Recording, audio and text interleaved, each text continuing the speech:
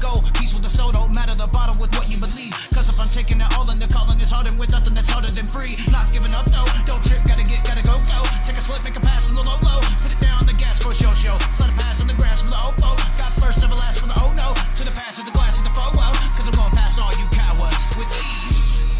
And when them speeding demons come, we don't feast with the beast and the evil hunting lust. Burn your cheeks when I speak with my real passion, love. Turning all your tricks against you cause you're one and only master. Hey, God, ready to rip. On my high, ready to rip. With that armor, ready to rip. Hey, ready to rip. Ready to rip. Hey, ready to rip. Ooh, yeah. Trying my hardest to stay with the best. Flexing Giannis S on my chest. Facing problems down the depths.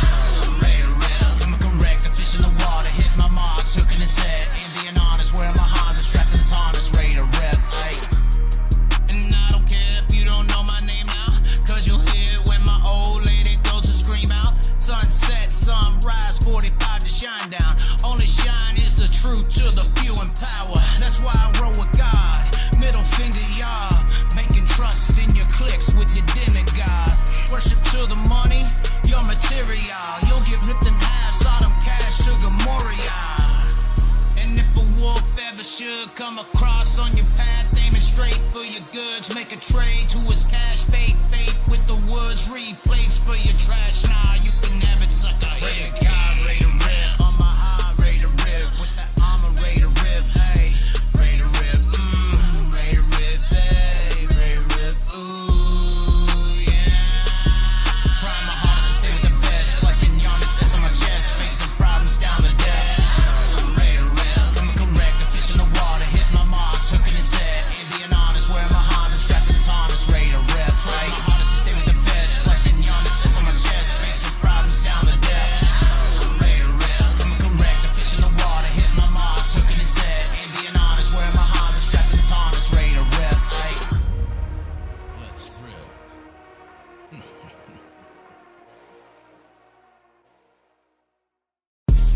Ready. Rip. Praying to God, ready to rip. On my high, ready to rip. With that armor, ready to rip. Hey, ready to rip. Ready to rip. Hey, ready to rip. Ooh, yeah. Trying my hardest to stay with the best. Flexing Giannis S on my chest. Facing problems down the depths. Ready to rip. Coming correct. The fish in the water. Hit my marks. Hooking his head. Indian honest. Wearing my Honda. Strapped in his harness. Ready to rip. Hey. I jump on that track. Ready to roll. Ready to rip. Ready to reach. Place my bets. Hey, you never know when playing on hopes what you could achieve. Making the goal. Peace with the soul. Don't matter the bottom with what you believe. Cause if I'm taking it all in the calling, it's harder with nothing that's harder than free. Not giving up though. Don't trip. Gotta go. Take a slip. Make a pass in the low. Put it down the gas for a show. Slide a pass in the grass for the OFO. Got first, never last for the oh no. To the pass, to the glass, to the FOO. Cause I'm gonna pass all you cowards with ease. And when them speeding demons come, we don't feast with the beast and the evil hunting lust. Burn your cheeks when I speak with my real passion, love. Turning all your tricks against you cause you're one and only master. Here, God, ready to rip. On my high, ready to rip. With that armor, ready to rip. Hey, ready to rip. Ready to rip. Hey, ready to rip. Ooh, yeah. Trying my hardest to stay with the best. Flexing Giannis S on my chest. Facing problems down the depths. Ready to rip. Coming correct. The fish in the water. Hit my marks. Hooking his head. Indian honest. Wearing my Honda. Strapped in his harness. Ready to rip. Hey. And I don't care if you don't know my name now. Cause you'll hear when my old lady goes to scream out. Sunset, sunrise, 45 to shine down. Only shine is the truth to the few in power. That's why I roll with God. Middle finger, y'all. Making trust in your clicks with your demigod. Worship to the money, your material. You'll get ripped in half, Sodom cash to Gomorrah. And if a wolf ever should come across on your path, aiming straight for your goods, make a trade to his cash, fate with the woods, replace for your trash. Nah, you can have it, sucker. Here, God, ready to rip. On my high, ready to rip. With that armor, ready to rip. Hey, ready to rip. Ready to rip. Hey, ready to rip. Ooh, yeah. Trying my hardest to stay with the best. Flexing Giannis S on my chest. Facing problems down the depths.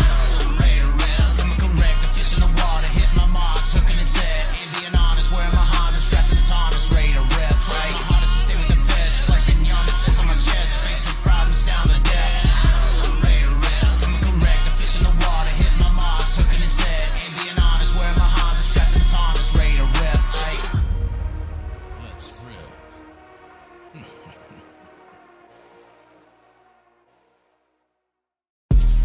Ready, rip. Praying to God, ready to rip. On my high, ready to rip. With that armor, ready to rip. Hey, ready to rip. Ready to rip. Hey, ready to rip. Ooh, yeah. Trying my hardest to stay with the best. Flexing Giannis S on my chest. Facing problems down the depths.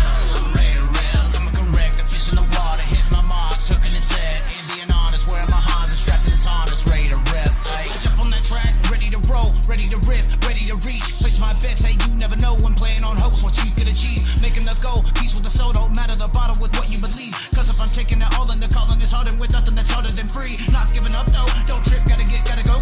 Take a slip. Make a pass in the low. Put it down the gas for a show. Slide a pass in the grass for the OPO. Got first never last for the oh no. To the pass of the glass of the FOO. Cause I'm gonna pass all you cowards with ease. And when them speeding demons come, we don't feast with the beast and the evil hunting lust. Burn your cheeks when I speak with my real passion, love. Turning all your tricks against you cause you're one and only master. Here, God, ready to rip. On my high, ready to rip. With that armor, ready to rip. Hey, ready to rip. Ready to rip. Hey, ready to rip. Ooh, yeah. Trying my hardest to stay with the best. Flexing Giannis S on my chest. Facing problems down the depths. Ready to rip. Coming correct. The fish in the water. Hit my marks. Hooking and set. Indian honest. Wearing my Hans and strapped in his harness. Ready to rip. Hey. And I don't care if you don't know my name now.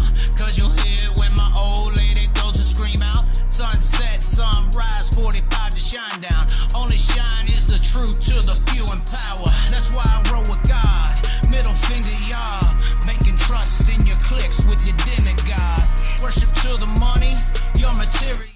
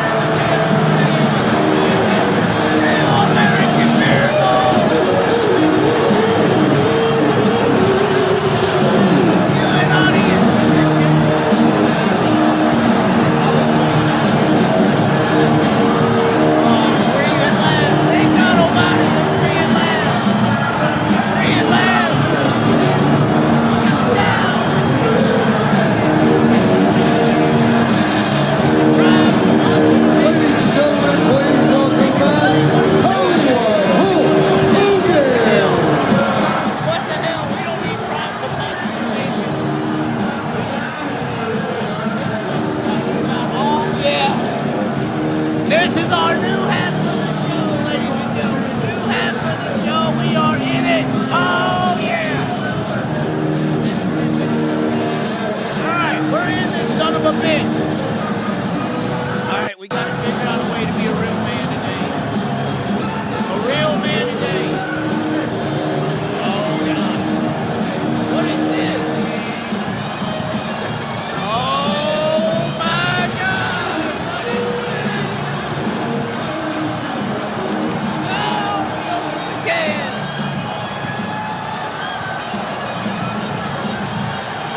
Oh my God, we're ruining our career tonight. That tastes good. Oh, it tastes good. Oh my God, Kyle Larson's the man. I sucked his dick like Corey Day did 10 years ago. I'm kidding.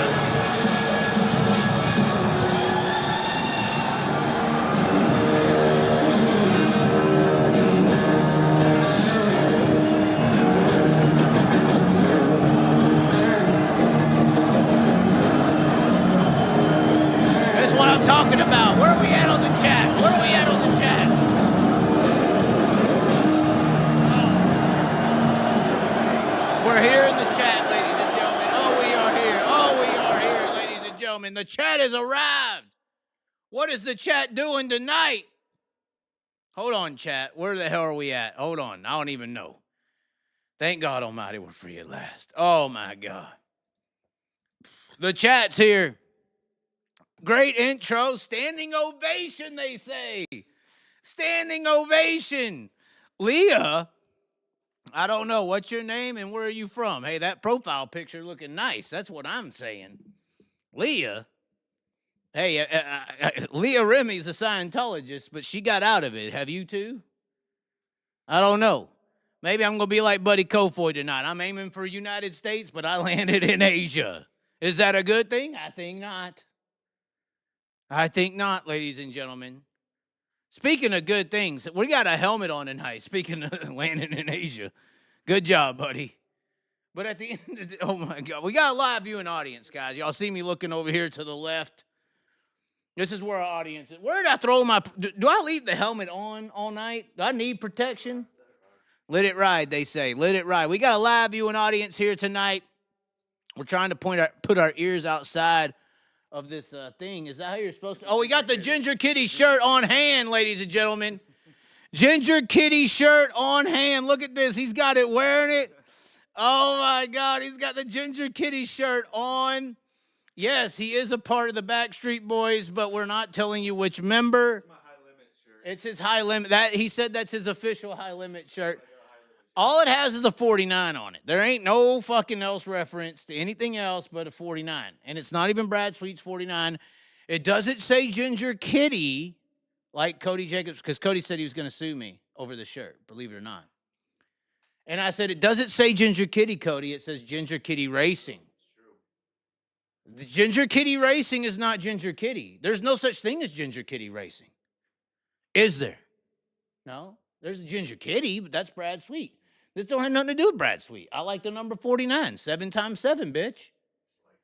It's the Easter Bunny. It's the mark of the beast. 7 times 7. 49, Illuminati blood sacrifice ritual. There's a reason we put 49 on there, just like Casey Kane did, because he's an Illuminati in NASCAR. He did it. We need the audience over here so I can look this way instead of... Is my side profile looking good there, Leah? Leah, I need your opinion. We got the curls. See, I can dangle it in front of your face if you need me to. Chaz riding the Brokeback at Churchill Downs. Oh, wow, this is like a little horse racer guy. Leah loves the Ginger Kitty. Well, at least we know she's into short people now, you know, I mean.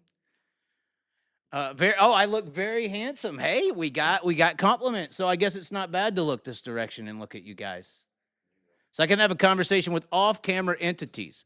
I would call in, but I'm still teaching Jacob how to use tools. 1A Bobby Scruffy Allen in the comment section getting very disrespectful. Leah says, no, I love you calling him that. I can't stand him. Wow. Bobby Allen and Leah getting low. The problem with Jacob. Here's the problem with Jacob, Bobby. I know you're listening now. I know you're listening, Bobby. Here's the problem with Jacob. Jacob is scared to wreck in these cars and get injured. And that's fair to say, is it not? If you care about your life at all, if you want, so let's just say you enjoy your life so much that you want to see tomorrow every day you wake up. Every day you wake up in this world, you want to see the next day. If that is who you are, there is no part of you that would ever want to die today or take the risk of dying today. And we all kind of have this general consensus that if you strap your ass into a sprint car, that you are taking the risk of dying today. Do we not all agree on this? Is anybody shaking their head? No. I'm lying. Is there anyone telling me right now that I'm lying? So this is, and y'all want to make fun of Jacob Allen. Here at the end of the day, Bobby, here's what you need to understand. The truth of the scenario is Jacob Allen is the only mentally healthy person racing sprint cars right now. Everyone else has a death wish. Everyone else has a life or something wrong with them, a daddy issue, I'm too short, something. Well, I don't want to say I'm too short because I just offended all of y'all. But most of y'all Have something in you that says, well, I don't care if I die tonight. What I'm doing on this racetrack to give me this ego rush and dopamine hit from winning the race is worth more than my life. What about that is worth more than your life if you enjoy it? What accomplishment on this racetrack are you going to receive that's going to be worth more than living or dying if you enjoy living? What are y'all talking about? You're not going to be some big superstar like Kyle Larson. You're not getting no national recognition. I mean, what are you risking it for? The love of the sport. Oh, my. Look at what he said it right here. Ginger Kid, he said it. For the love of the sport. So you couldn't find people in the world to love. You had to divert your attention and love to an object. I'm just saying. Jacob Allen ain't like that. Jacob Allen is healthy. But here's what Jacob Allen lacks, because I said he has mental issues. He's worried about dying, or getting injured or physically hurt like Chase Johnson. The truth of the matter is, the people who are worried about dying, and like I said, I just gave you the definitional reality. Now I'm giving you the spiritual one. The people who are worried about dying today lack faith, period. Because if you have God on your side and you are in a position of fulfillment, you're not going, if you're doing what you're supposed to do, you're not going to die. Steve Kinzer did not die. Sammy Swindell did not die. There's a lot of guys who did not die. Now, some of them got fucked up. Jack Hewitt, I feel so bad when I see you walking. This is a fucking hero of the sport, guys. When I see Jack Hewitt walking by, I almost fucking cry. It's not cool to see Jack Hewitt come by. And that's not being offensive to him. Everyone who is that way feels that way. So I think at the end of the day, what I'm trying to explain is, like, Jacob lacks the faith that someone is protecting him. Because I think there's a lot of life to be lived in the moment of risk. What would we be today without risk? Some of you fucking people are scared to swim in the ocean because there might be a shark. The people who discovered America got into a boat not knowing if there was land on the other side of the ocean. Do you know how much balls that took? How much gumpture you had to have, or belief or faith you had to have in something to get into that boat and to just take off into nothing land? Think about that shit. So what I'm trying to say is some of the greatest things that have ever happened in our human history are faith-based choices. And you had to believe in something greater than you could see with your eye. And that is where we talk about faith in a belief system. A belief system is based on faith. You know, a belief system has to have no evidence, but it has so much personal evidence that it feels like it is real to us. It's kind of interesting. Like, love is a form of a religious system because it's something you can't show me. I can show you a real American beer, but I can't show you love. When people talk about it, they say it's out there, it's real, but I can't show that to you. It's a belief. You have faith in what you're being told is to be real, so you believe that it is. It's the same situation when we're talking about a belief, a faith. You get into the car with faith, and I don't think you're so much worried about the repercussions because you believe that something is there for you. So I think that Jacob, especially with how this, I don't know what happened at Port. I'm sure Ashton didn't do great. Maybe he won it. Did Ashton win Port tonight, or did it rain out? Can somebody find that out? Maybe I need help. I need help sometimes. But I told Jacob in the interview, I was like, hey,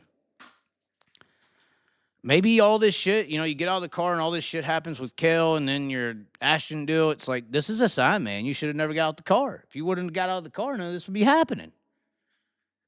I think this is a sign you need to be in it. Oh, well, all the reasons of, like I said, the reality is like, I don't want to get hurt. I don't want to do this.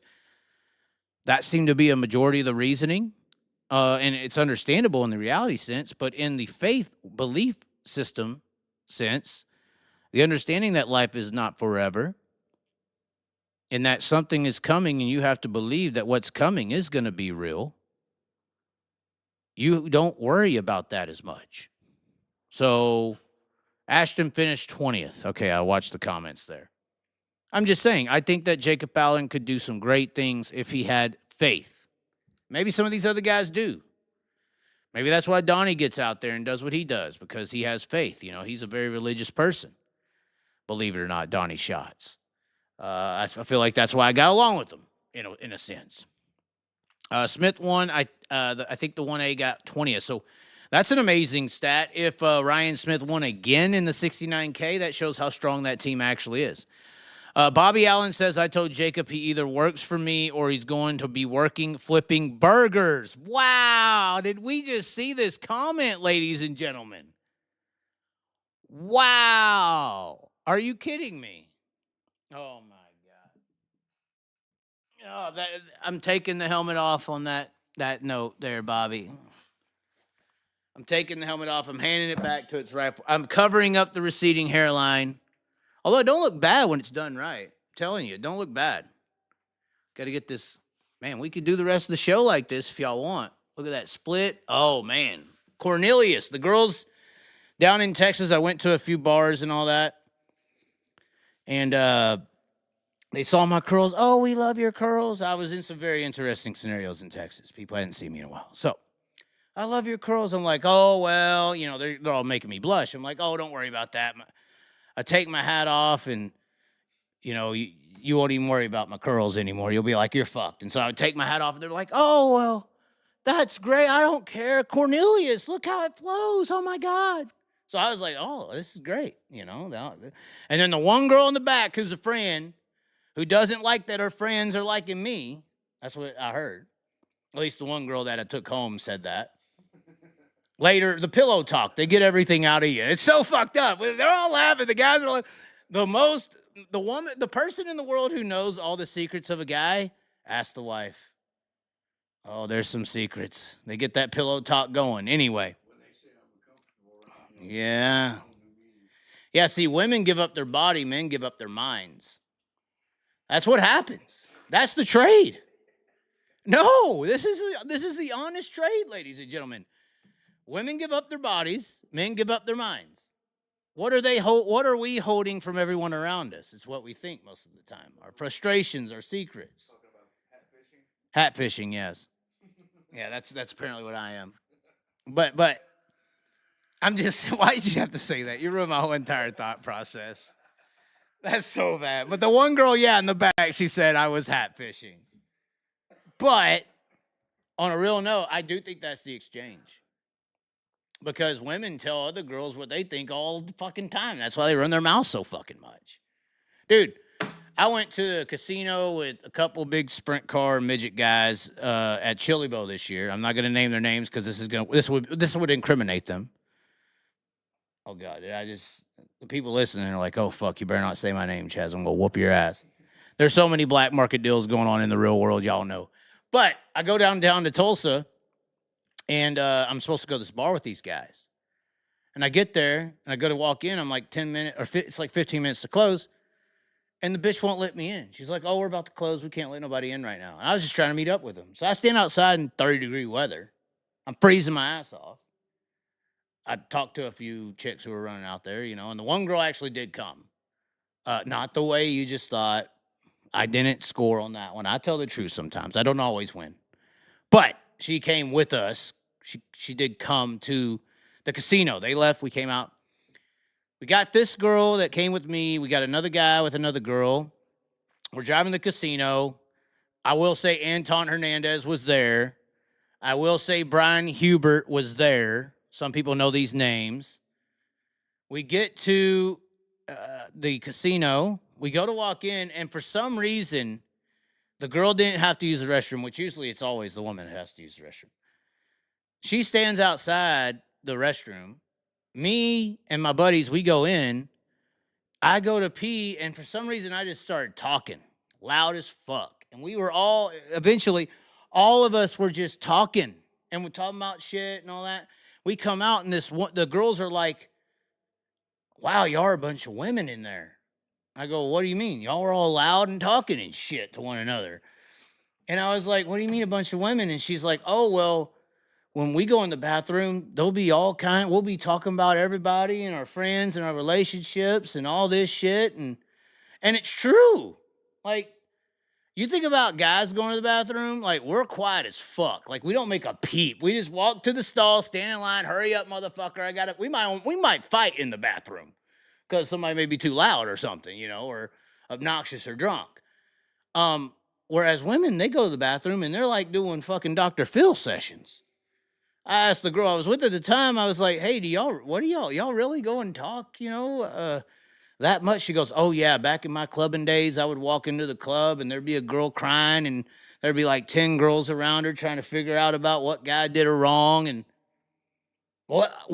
We don't have this? What are y'all talking about? So that's what I mean is like we give the mind, because they are so extendable on mental communication. That's why we got the mental issues, because we don't talk to one another. We hide shit in the male community. That's why we got issues, because we don't talk. They're communicating. Yeah, they know about the guy at the house that they don't like or this person or that, like, because they're just out there fucking getting it out. We hold shit in. We get mad at a girl or have problems with the wife. We don't tell fucking nobody. We keep it in, or we hate something, or we went to war, got all this shit on our mind all the time. Most people just keep it in. Go crazy. I mean, because I'm staying at a place with a Vietnam war veteran. And so, hell, you could say that that's probably the issue with the male community is that we don't accept being soft. And for some reason, communication is viewed as a soft thing. If you have a problem, beat it. That's the old school way of disciplining children, right? If the kid's acting out of line, hit him in the face. Hit him with the belt. Don't communicate, act. And that's how we treat each other. That's not necessarily the best way, I don't think. Anyway, is everybody okay? It's the comment. Is Bobby Allen yelling at me? I thought I had a point. I'm not letting y'all in the chat or anyone distract me. My wife told me I could die racing. Please stop. Wow.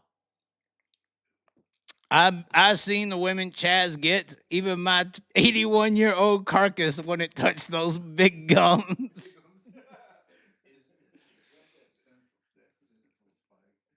Why are you in here, Spike? Undercover is Bobby Allen in my chat section, you piece of shit. We're 30 minutes into this, and I've already sermoned for 20. Chaz, are you going out to the narc race? You know what's fucked up? Every time I search narc, it brings up, like, Netflix documentaries of the cartel. You know what I'm saying? There's, like, what is it, Narco or Narc or whatever? It's like this big show on TV. Like, y'all got to change y'all's name. Like, shouldn't that happen? Like, Narc is stupid. Can y'all agree? It's the dumbest fucking series name ever.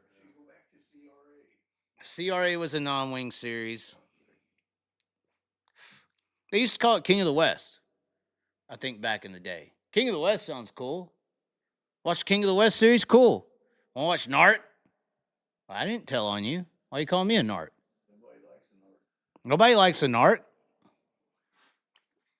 Yeah, that's how stupid it is, PMG. Northern Auto Racing Club. So what, you mean Canada and Alaska? What the fuck is Northern? Northern California, Chaz. That's stupid. It don't even have California in the name.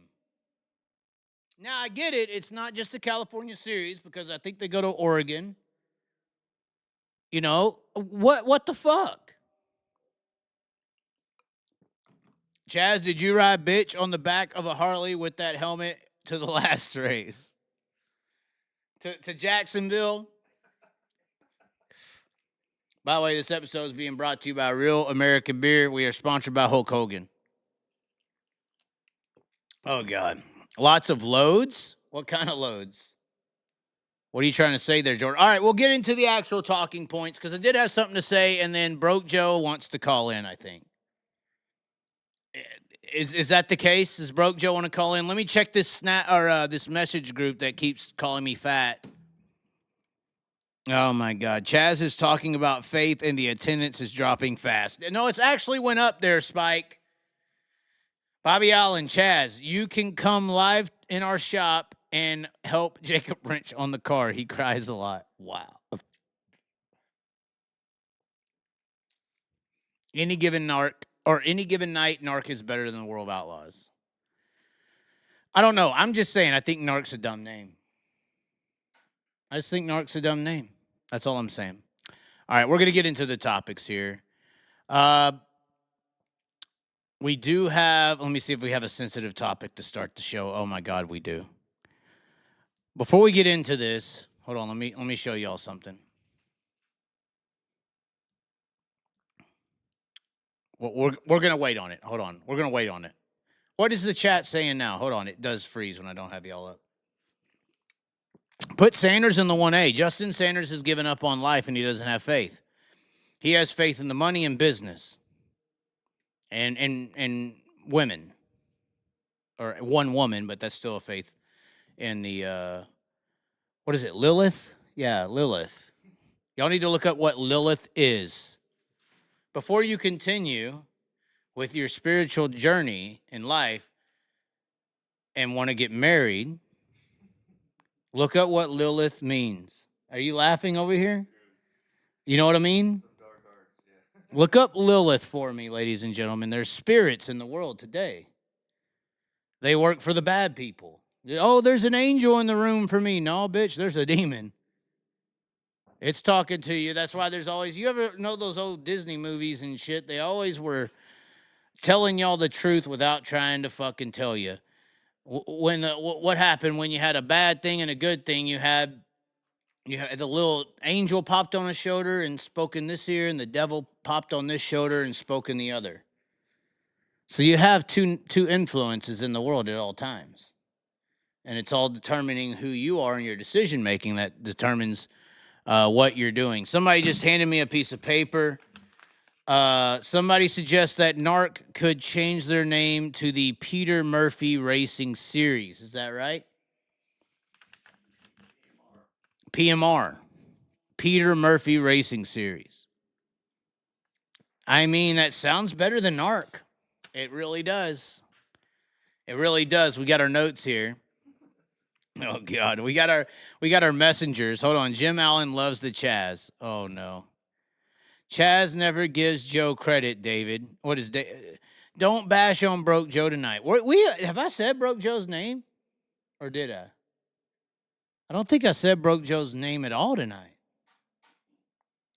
I mean, maybe in having faith in money. I thought I said Justin, though. Once again, look up Lilith. Look up Lilith. We have Australia. Perth is tuning in. Perth is tuning in. Bobby Allen said, it's time for bed. Good night, fat boy. Oh, delusion is so sad for Bobby Allen. You're getting a little old there, sir. Might want to figure it out. No, I'm just playing. I know that's not you, Bobby Allen. It's Spike. All right, here's our titles of the show. There was something that actually happened in the world today that mattered. I know you white people don't care, but that doesn't fucking matter either, because the truth of the matter is, and I might get kicked out of where I'm sitting right now, but there was a big deal that happened today or the last 2 days in the world of sports. On your screen is a football player called Shedeur Sanders. And he almost ended up working at McDonald's. This person in front of you that you see on your screen was projected to potentially be the number 1 overall pick in the NFL draft. Shedeur Sanders is also the son of, I would say, legendary football player Deion Sanders. Do you remember who Deion is? Nobody knows Deion? Oh, even he knows. He don't fucking watch that stuff, but he knows Deion. That's what I mean. Prime time. He just said prime time. He don't even watch the shit. Deion Sanders, Shedeur, and obviously Travis Hunter, a good 3-person combo, quarterback, wide receiver, and coach, because Deion Sanders became a coach, went to the University of Colorado, and did decent, I would say, in college football. They didn't do nothing special. Travis Hunter maybe did. And Shedeur Sanders did okay, but they decided to retire Shedeur Sanders' number instead of, I don't know, hopefully they did Cordell Stewart's first, and also Travis Hunter. So we go into the draft. Travis Hunter or this guy is wide receiver quarterback. Who was better? Who deserves more credit? NFL owners obviously felt a little different. But I do think the difference here is that usually in the NFL, when you get to the NFL level, that's when you deal with sports agents. I know NIL's fucking that up right now in college, but you deal with sports agents who make the deals with the GMs to get drafted. We all remember Jerry Maguire. The beginning of the movie was him as a sports agent dealing with different teams and kind of getting fucked in a deal, and it ruined his career as a sports agent originally in the movie, and he finishes great or whatever. But Shedeur Sanders opted in the Sanders Club to not use a sports agent in this draft. And Deion would be the person that would orchestrate a deal with the team. Other players did not do that. Number 1 overall pick, Cam Ward, was the person compared to Shedeur here. He got drafted number 1 overall. Everybody's expecting Shedeur Sanders to get picked in the first round. And he doesn't. Gets passed up in the first round. Everybody's, wow, what happened? Oh, well, these other teams picked a good deal, in the second round. Shedeur is definitely going extremely quick. They picked the right person. Second day comes around. Shedeur Sanders is not picked in the second round. He's not picked in the third round. And everyone is like, what the fuck just happened? What's going on? Well, fourth round, there's so many options, so many places. You got a fucking quarterback who got drafted in front of Shedeur Sanders that can't really throw the ball and hit his receiver at all. There's like draft footage of the guy just missing his receiver by 10, 15 yards. And this guy is pretty good. I mean, Shedeur Sanders is okay.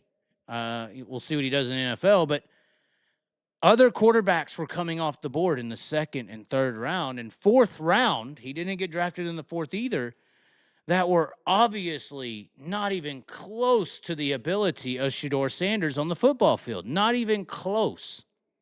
Different levels of play.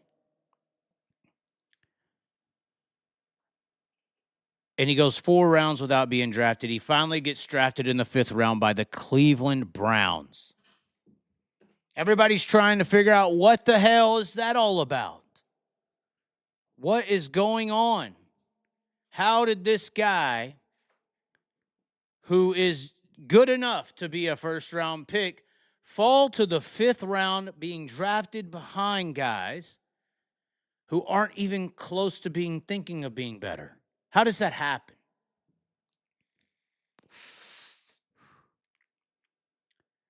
You have Stephen A. Smith, who goes onto Twitter and his social platforms and tries to reference, and this is the problem with the world, the mainstream media is always, here's what I need to set y'all up with and why you should watch me and anybody who's a bum just living on the truth. I don't know how many else is out there, but I think independent media is. Mainstream media, when anything happens in the world, it's going to be probably one of 3 things. It's going to be murder or death, rape or sexual assault, and racism. You could maybe throw religion and politics in there, but at the end of the day, racism and those other topics play into the factor of a political choice most of the time for the majority of us. So there's some people who are smart in other genres of entertainment besides politics, because in my opinion, politics is an entertainment platform. I look at a political debate as a really good movie. I look at Trump as the winner of the election as the end of season 1. Let's see what happens in season 2. I don't really view these people as actual people who make choices and decisions. They're playing a role. So anytime mainstream media has a dilemma, they're going to reference these things as to why that I just listed off. And even ignore the truth to the fullest extent, because these 3 things is what garnishes your attention. And mainstream media makes money based on your attention. It don't matter if it's for the good, for the bad, or the ugly. It ain't about the fucking truth. It's about your attention. Your mind, your eyes, your interaction. And most of the time, something to do with somebody dying and something to do with somebody doing something dirty and something to do with somebody, treating someone bad because they're a certain color or maybe not, seems to be what grabs your attention. And that's why mainstream media, like Stephen A. and all these people who play that game, do what they do and reference it that way all the time, no matter what it is. Because at the end of the day, this scenario right here that happened with Shedeur Sanders, just like politics, just like wars, just like the food industry, just like all that stuff, all you got to do to figure out why it's happening is following the money. It ain't these 3 things. Epstein list ain't came out. Trump promised that. Oh, you don't care, something to someone else.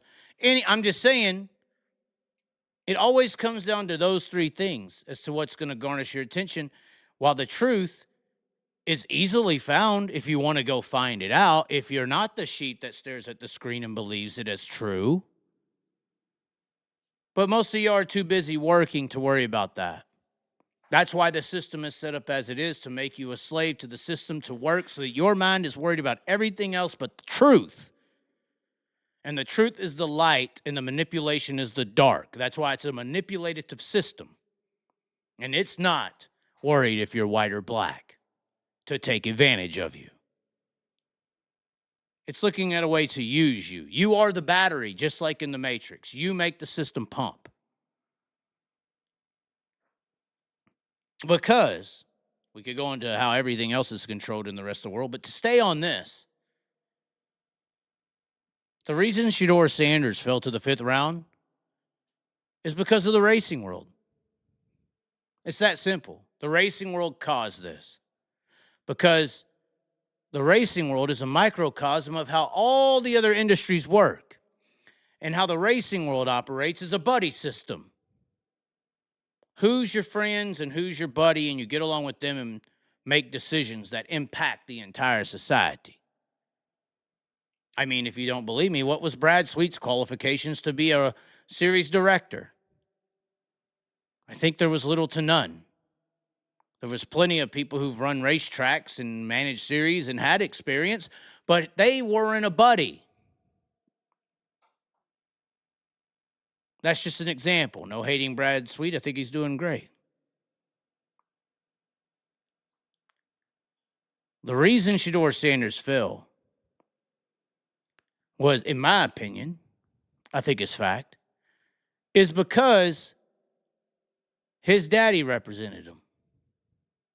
And not Deion Sanders being too arrogant or elitist in his thinking of who and what he's worth. Not for that reason, but for the system, for the money. It's all about the money. They opted to not use agents and just use Deion. Now, some people may have done it differently, but this one was or may have done it the same, but this one was publicized. They were talking about it. They were saying they weren't going to play for certain teams. We're not going there, stuff like that. These arrogant decisions that the agencies, the sports agencies, kind of mitigate. They talk to the players, yeah, I don't want to go here, but the agent is buddies with the GM of the football team and the ownership group, and they all have their buddies, and they go drinking and hanging out. And, you know, they tell the agent, hey, we're going to do this, we're going to do that, let them be happy. And so the agent goes back and forth from the ownership group to the player who really wants him, and the player don't want to go there, and sells the dream, you know, and sells how this can work and has a middle ground of how it can all operate. And that agent gets paid a decent amount of money to do that. And sports agency firms, the big ones, make a lot of money doing that. So if you allow Shedeur Sanders to come in here not utilizing that system, that buddyship group of the agency firms and the GMs and owners is going to boycott that scenario. They're not going to walk, because if Shedeur Sanders gets drafted well without representation, then everyone thinks they can do it because he's popular and it will be well known. So in my opinion, the buddy system won here. People can find a quarterback next year. Even if he's the future, there's some good guys coming. They're not a dime a dozen, but there's a few. If we suck another year, that's fine. But that's 1 year of suffering, my buddy. If you allow this player to get away without utilizing our firms, this sports agency world's going to fucking crumble. So that's my opinion on it. They didn't want, when I say that, the buddy group, didn't want anyone to have success in the draft without agency representation. Like I said, there could be other players drafted ahead of him that didn't have agency representation, but it wasn't Deion's kid. It wasn't as publicized. Because you could do a lot of shit behind closed doors and get away with it. Believe it or not. I mean, they got away with the P. Diddy shit for how many years? It's pretty easy to get away with it. Epstein got away with doing it for what? How many people went there? Oh, we don't know now, Trump. Oh, okay. You promised it, but you don't release it. We're worried about terrorists now. Regardless, that's what I think happened here. The buddy system won. So he got pushed out, got taught a lesson, and now no one else is going to try to do that, motherfucker.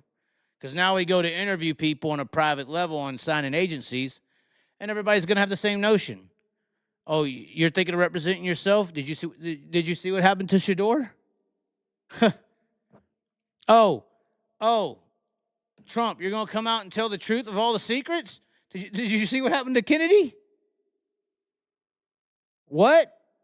We're talking about the real shit.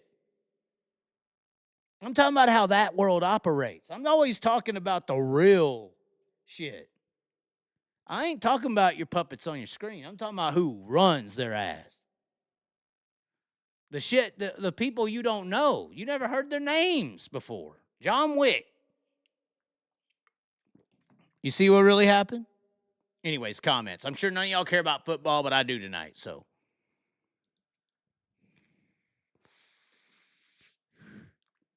Y'all actually watch this. So we got some notes coming in. We are going to a different topic. Oh, God, we got the wins list.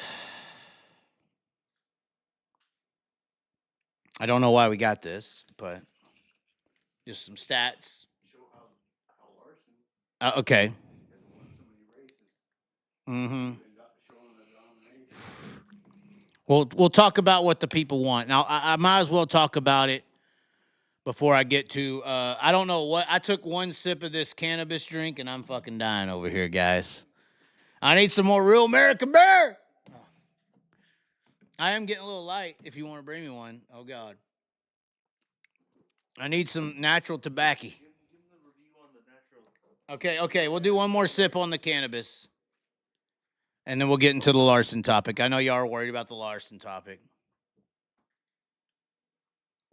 It tastes good. It's called Mighty Kind because it probably mighty is. It said it is 10 milligrams of THC. Oh my God, y'all poisoned me. I'm gonna die. No. It is cherry blossom flavored. And it tastes kind of good, but I'm scared to death every sip I take. I'm worried about the repercussions I could pay here in the next 2 or 3 minutes. Oh, God. If we're getting to the Larson topic, we got to have a cigarette for this. Oh, we got to have a cigarette for Kyle. The real American beers are solid. We really, this is the closest thing I've had, guys. And he said it earlier, our friend here, he said, it's not like Bud Light and the piss water. It's not water, but it's not like hard like the IPAs. And you can drink them and they're smooth, and it's the closest thing I've had to Australian beer, premium Australian beer. It tastes like Carlton Dry for the Australians. And when I left Australia, I had missed Carlton Dry because it was so fucking good. It was my favorite beer over there outside the 4X Summer. 4X Summer's good as well. But this is the only thing that's close to anything from Australia. The only thing. It's actually good. I don't care that Hulk Hogan is a racist. I like your beer. I'm just trying to figure out if they put little snippets of his hair into each brew. That's all I'm trying to figure out. All right. Let's get into the topic. Y'all want, I can't believe I'm doing this. Let me see.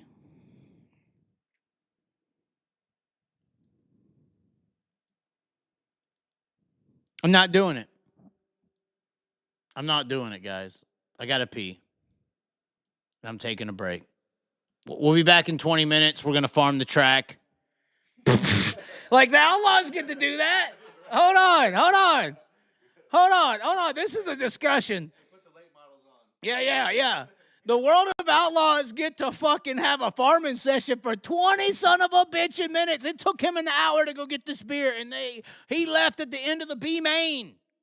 He got back, and we were watching Knoxville heat races. It was 10 minutes before they went green. I can't get a pee break, but they get to work the track for an hour and race fucking mini junker sprints.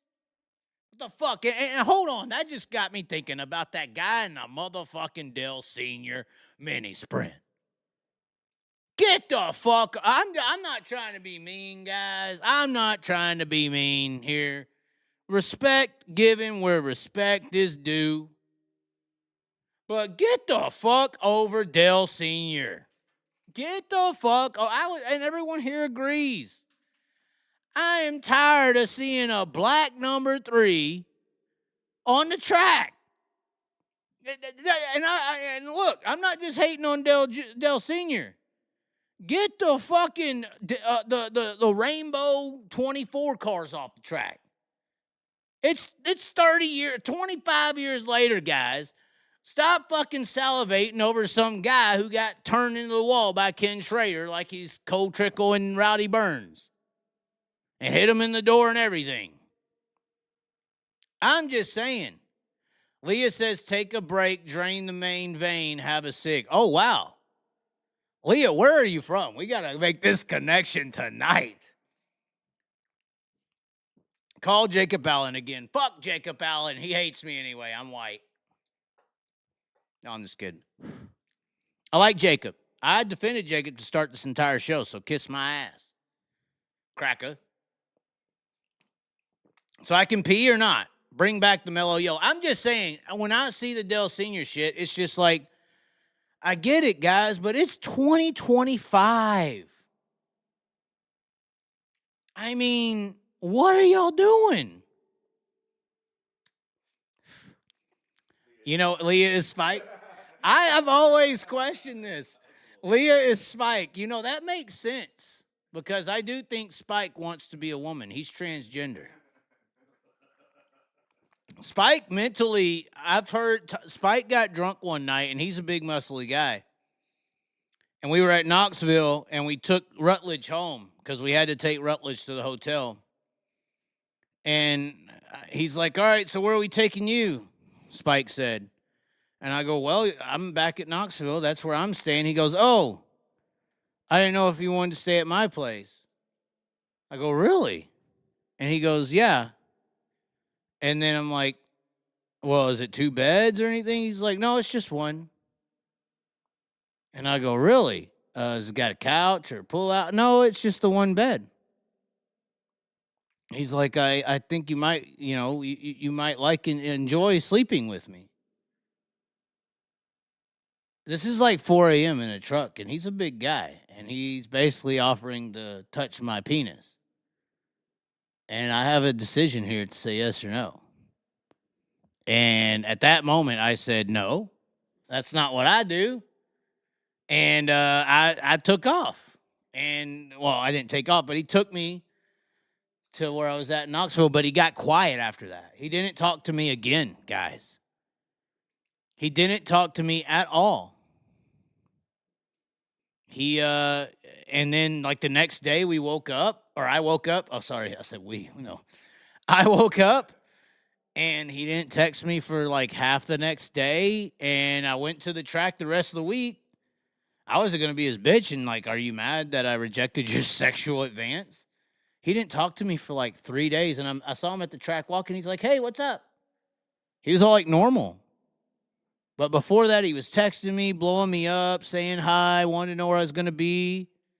But once I said no to going to the hotel room and enjoying his advances, he stopped talking to me. Hey, how you doing? Walks by at the track. I'm just saying, Spike. Anyway, so we got to pee and then we'll get to the Larson topic. Is everyone ready for the Larson topic? Are you? Oh, God. The one thing we got to play, and it's not just going to be a Larson topic, it's going to be everybody's topic. The one thing we got to play as we go to technically, as she said, drain the lizard. What song does anybody want to hear? We're going to play a song as I'm going. Which one? Ready to Rip? Birdman? Late Model Princess? 'Cause I'm Bad is on here. The new song, 'Cause I'm Bad. Real American Hero. Somebody just said Real American Hero. Oh no. Oh no, is that the vote? Is that the vote? All right. We're gonna have to go and pee real quick. Oh God, we got forget. I don't know what that means. All right, here we go. We'll be right back, ladies and gentlemen. It's coming. Hold on, we gotta turn it up. Here we go. What your country can do for you. Here you go. Ask what you can do for your country.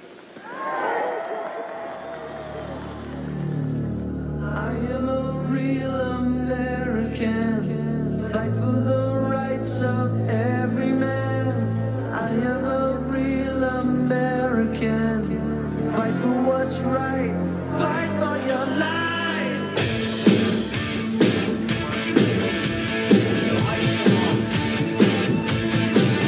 When it comes crashing down and it hurts inside, you gotta take a stand and don't have to hide. If you hurt my friends, then you hurt my pride. I gotta be a man.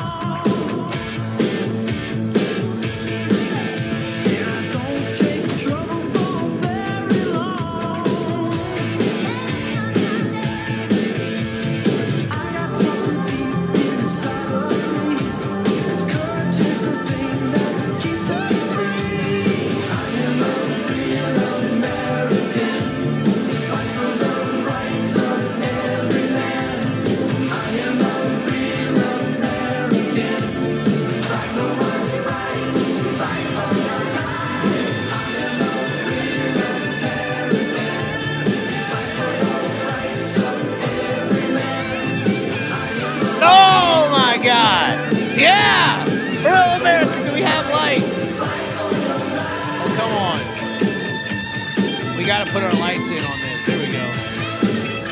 There we go. Yeah! Restart to the show.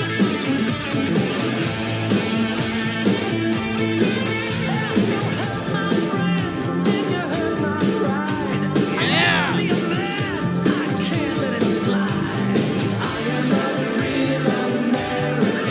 That's what I'm talking about. You hear those high notes? I'm a real American.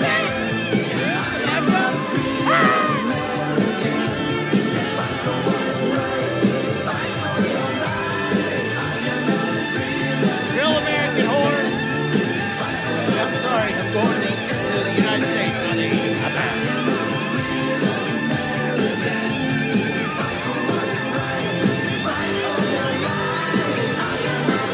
Is that it, guys? Say your prayers, eat your vitamins, be true to yourself, true to your country, be a real American. Whew. Yeah, boy, how about that shit right there? That's like a rejuvenation to the show. Rejuvenation to the show, bro. It's a vibe, yes. It's fucking midnight in the middle of nowhere, Illinois. Oh, it's not the middle of nowhere. I'm just kidding. But shut up. Don't be hating on your own state. It's your Springfield's right there. There's a pretty decent city right down the road.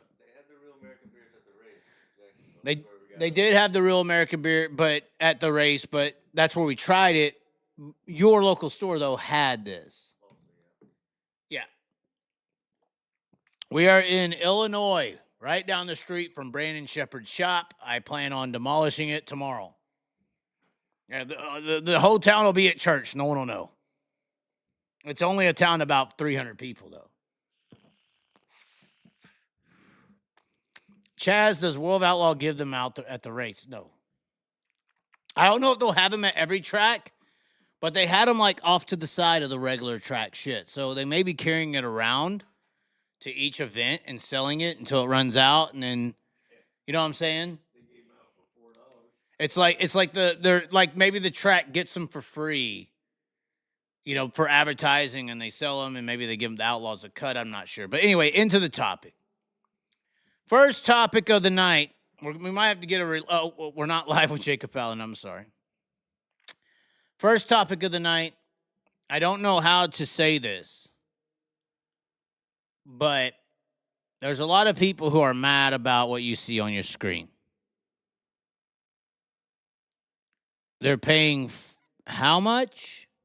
How much is your Dirt Vision subscription? $400. And now you are subjected to Can-Am commercials during the race. How much is Flo? 150, right?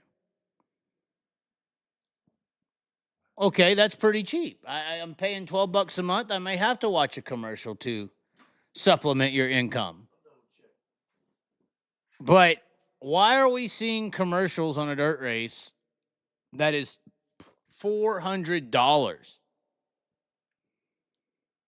This is ridiculous. This is a losing move. Now, maybe you could blame High Limit for this because Dirt Vision's trying to make more money because obviously they don't have all the different sports on Dirt Vision as Flo does to supplement their income. So maybe they're trying to catch up in the little dirt world they have.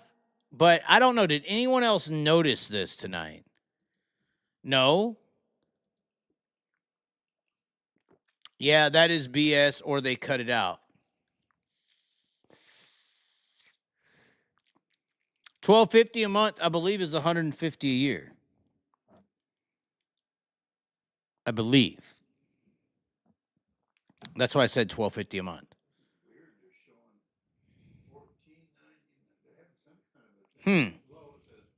Anyway,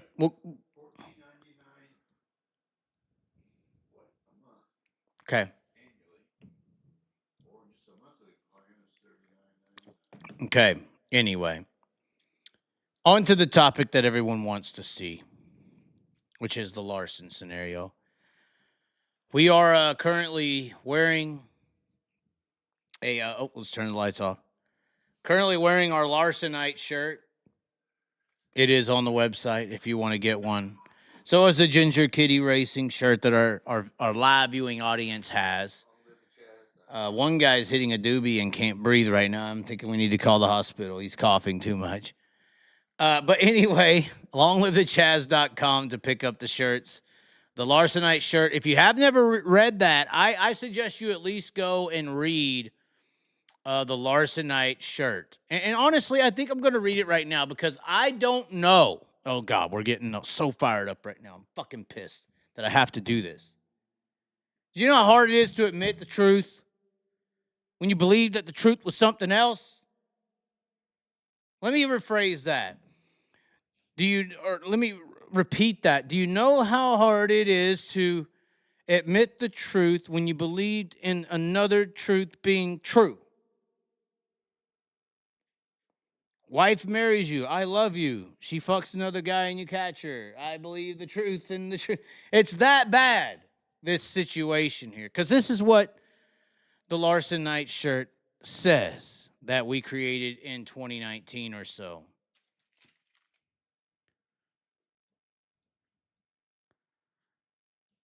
And I do think at least 1 and 3, for the record, are true on this Larsonite shirt. But I don't know if I can say that for number 2 anymore. Larsonite is a noun, even though Broke Joe thinks I don't know the difference between a verb and a noun.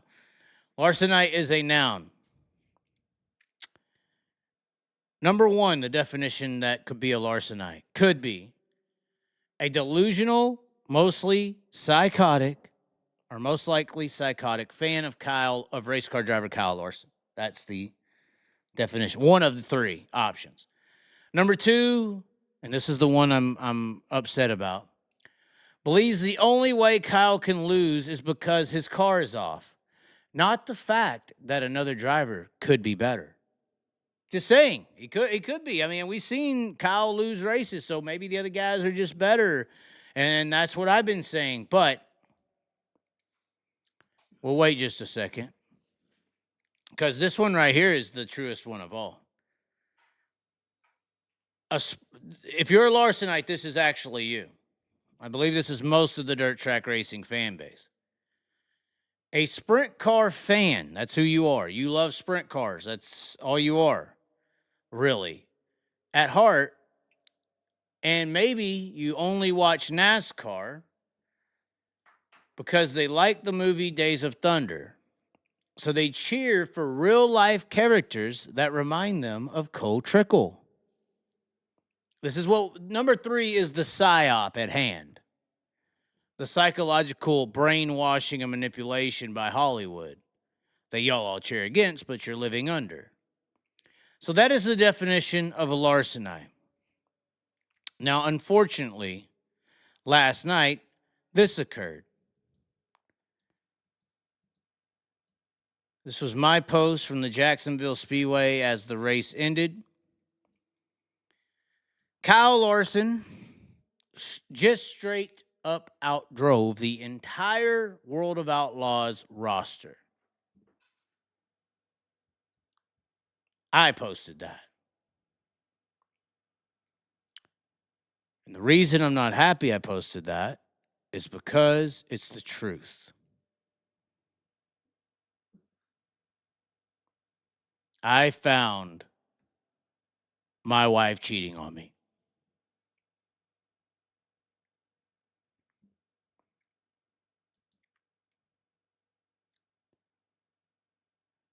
Not in the,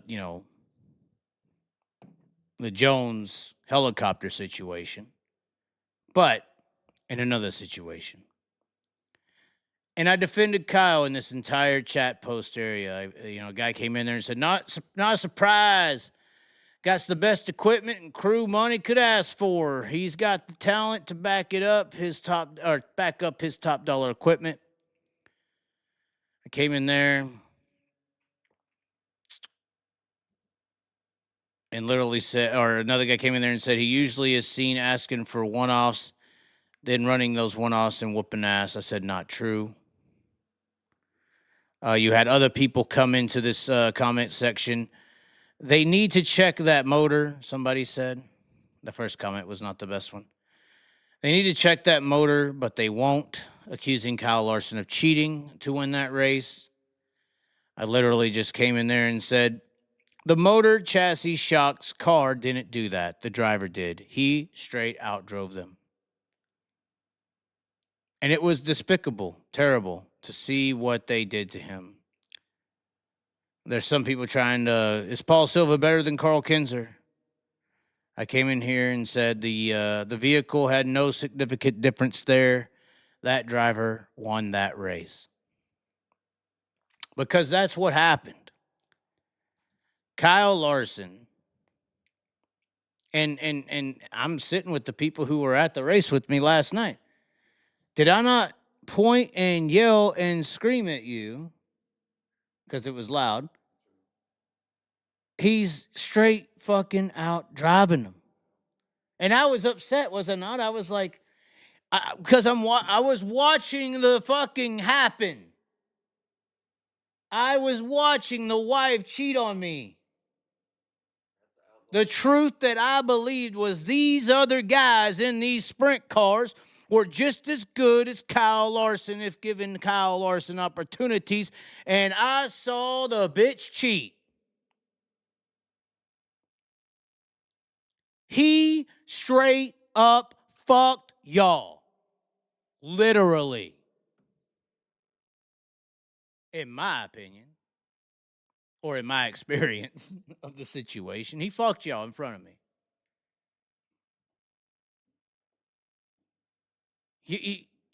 I'm looking at turn 3 from the goddamn grandstands. I wanted to say damn, but I never say GD. I'm in the grandstands on the back straightaway. I'm looking at him enter 3, and he's a whole fucking car length above y'all. Demolishing y'all in 3 and 4. He even said it, I believe. I was seeing this at lap fucking 11 or 12. Okay, well, Chaz, he didn't pass Macedo at 11 or 12. No, he didn't. But everybody saw him up there. And then he passed Macedo and had a caution. Macedo got to see him enter up there in the 3 and 4 because he was way closer than me. And continued to cheat. Kyle Larson didn't cheat the fucking entry of the corner. He slammed that motherfucker in there and went after it. He didn't fuck around. And I'm watching Carson Macedo and David Gravel, which you fell through the field. I don't know what the fuck happened. I'm watching Carson Macedo, David Gravel, Shoot Hard, all of Kofoids, all of them. Kofoid was the closest, but you watch this motherfucker into that corner a car length ahead of you, and you ain't up there. Hodenshaw was the only one maybe getting close. Maybe. But he still wasn't there. He was another fucking right rear tire ahead of y'all's ass in 3 and 4. All of you, even Hod, your Hod line. Well, the Hod line's gone. The Larson line's here. The Hod line don't work. If last night wasn't fucking evidence. The Hod line gets its ass whipped. But regardless, that once again, the ending here, I'm sorry, Hod. Oh, I'm sorry. I shouldn't have said that. I should have said, but this is my problem. This, what I'm talking about, is my problem. This isn't y'all's problem. It's what y'all are. See, I believed in y'all and thought you were just as good as Kyle. And done a lot of shit and fought for it and went to extremities. Persecution, ridicule, and hatred for standing up for that thought. While everyone else was telling me they ain't. Even some of the fucking drivers. They sit there, finish second, and say they ain't as good. Is that basically what Carson Macedo did last night? Got out of the car and basically said, I fucking suck. Kyle can run the car like that, but I can't. Okay. So I'm standing up for a belief. I guess, instead of some factuality. I mean, David Gravel, he's got the most responsibility, technically, because he's considered the best of all right now. He falls throughout the field. But end of the day, this is my problem. I am the problem here for believing that y'all are just as good as Kyle. Because the truth that I'm having to accept is that you ain't. Sorry, that was Southern. You are not. For the broke Joes of the world, you fuckheads. Oh, you said it like some Southern redneck. You ain't. Let me say it for everyone to understand.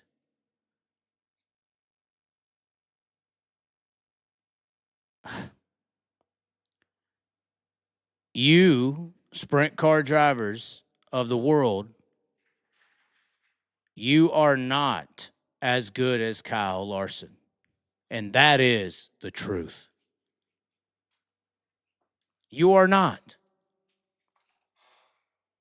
You are not. And that's a truth I don't want to admit, but I've always tried to face the facts. Kind of said something very similar when he did what he did to y'all at Volusia. But they didn't look like, oh, maybe there was some hope. Nope. I don't know if there was hope for anybody at Knoxville. Rico won, but I'm starting to think that maybe Kyle's car was just off. Honestly. I honestly am starting to think that the only way Kyle Larson loses is because his car's fucking off. Because when the driver gets measured, which is why I'm a fan of short track sprint car racing, because we take all that motor and that money in that car and we throw it out the fucking building on a short track, buddy. You got to fucking drive when you're on some fucking short track. You just can't drive in the corner and let your bars and your shocks and your ride heights take you around the fucking track. And your spacing. And you can have a better car and beat somebody. On that short track, we throw that shit out the window. So that's why I like the short tracks, because the motherfucking drivers show up. And if you can't drive, you fall throughout the field. And I know Kyle got beat last year at Jacksonville, but whatever the fuck happened at the Chili Bowl when he learned how to ride on top of a cushion, that shit's carried on, and he's added another tool to the tool belt. At the end of the day, that y'all are just screwed right now. Because you're not going to be able to keep up with that. And it's embarrassing. And honestly, with the results, how they are, I mean, it's not just Jacksonville. Look what Larson did to you at Volusia. I just learned it. I could have maybe said that Paul Silva finally knew how to set up a car because Larson's been carrying him all these years. I could have been saying that Larson, you know, and Silva was finally there for him at Volusia when he won, and it was maybe the car, and that's why Gravel lost. But at Jacksonville, there wasn't no fucking car scenario. Y'all should have been able to outdrive him, and your whole entire fucking field couldn't even get up on the cushion and drive. Your Carson Macedo, who's what people think is the closest thing to threatening Gravel for the championship on a consistent basis, literally is sitting in victory lane saying he's better than me. So I'm only depending on David Gravel to maybe be better because your other guys are already admitting it. But the results we cannot deny. Kyle Larson has only ran 7 races, right? With the World of Outlaws this year in 2025. 7 races. You know how many times he's fucking won, bitch? 4.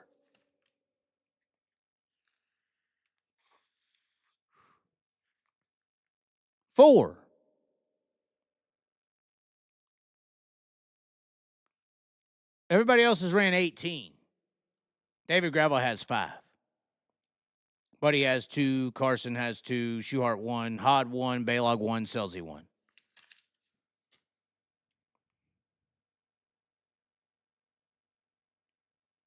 You know, honestly, I don't really have a problem. And I've talked to Kyle about this, and I've talked to Chase Elliott about this. Me and Chase Elliott had a glorious conversation, in my opinion, at Bristol in 2021.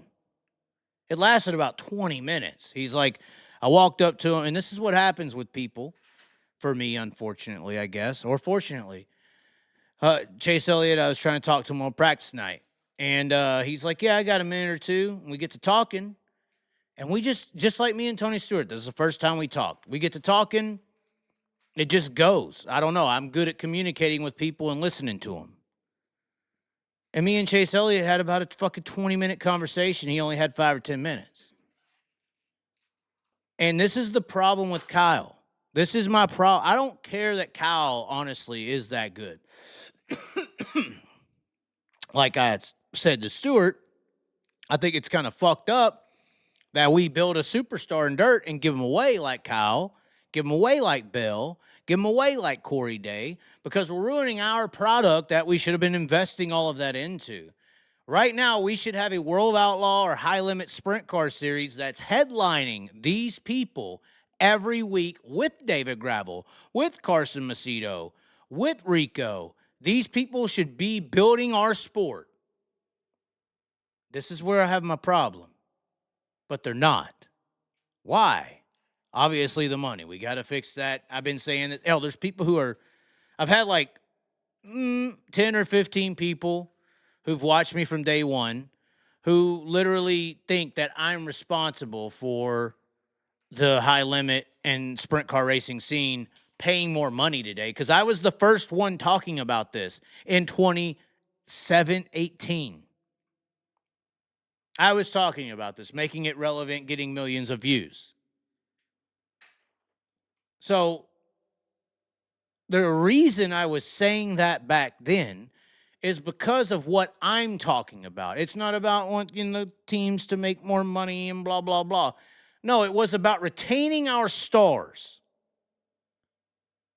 Anybody who's listened to me knows this. And this is why I was calling for more pay and more reasonable scenarios so that we can retain our stars in our sport to grow it. Because imagine the sprint car show right now if you had Kyle Larson, Christopher Bell, David Gravel, Rico, Carson Macedo. I mean, just name them. I mean, that is a must-see event every fucking time they're on the track. That's how you grow the sport, with the show. You think the show would be as boring as it is right now, with everybody just starts where they are and finishes where they finish? Oh, well, they just can't drive through the field now because everybody's so close. Really? Or do we truly actually got the leftovers that weren't good enough to go to Cup? Maybe that's who we actually got. Because based on Jacksonville, that's what we got. That's what we're left with. I just saw the difference. Kyle Larson could have started 20th in that main event last night and won that son of a bitch. He would have took the lead with 10 to go. Fucking Sheldon Haubstaut wrecked and went to the fucking pits just past halfway and made it back up to 7th or 6th. You give 40 laps to that motherfucker and he's gone. And I'll tell you what, I think Christopher Bell could be close. But you know who won't be close to doing that? David Gravel, Logan Schuchart, Carson Macedo, Michael Kofoid, Rico Abreu, Tyler Courtney. Who am I for? Brad Sweet. Who am I forgetting?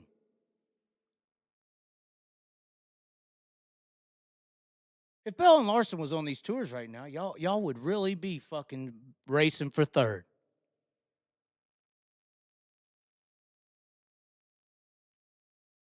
Sorry I might sound mean right now. I just caught you cheating on me last night. You got fucking the one of the hitters in victory lane saying, I'm not as good. Okay, I'm going to stop saying you are.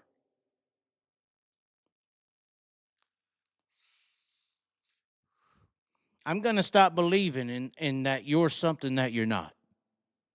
If you're telling me I need to believe it, it's unbelievable.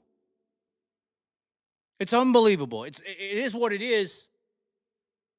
And like I said, the other repercussion for this sport that we sit back, and I'm glad Andy Forsberg finally realized what I was mad about all them years ago.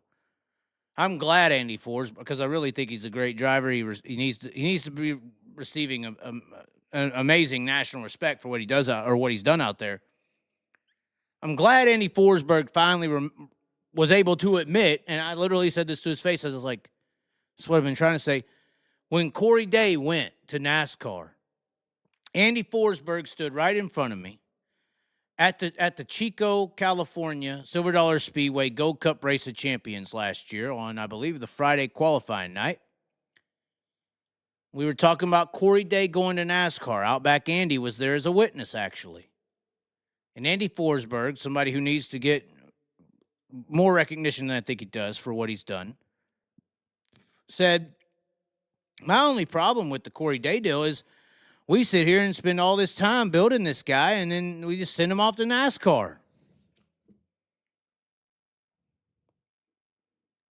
And I go, that's what I've been talking about as the big fucking problem here.